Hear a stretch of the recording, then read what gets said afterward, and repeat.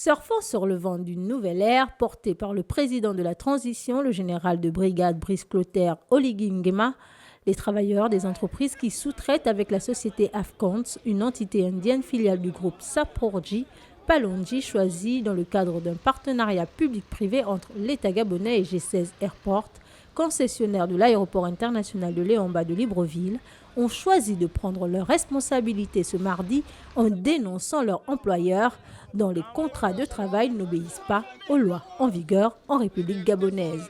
Si on peut nous annuler l'histoire des prestations, on vit là des contrats de 1 mois renouvelables, 1 mois renouvelable. Tu peux même faire avec eux, même 20 ans. Donc, si l'État peut nous voir à ce que nous aussi, on puisse regagner une vie meilleure. Ces derniers parlent aussi d'une gestion calamiteuse des ressources humaines par ces différentes entreprises sous-traitantes sur tous les chantiers, à l'exemple de celles qui s'occupent également des travaux d'aménagement de la construction de l'axe PK24, PK105, première étape de la Transgabonaise. Je vous le garantis, les salaires seront payés d'ici les prochaines heures. Le problème qui se pose est le suivant.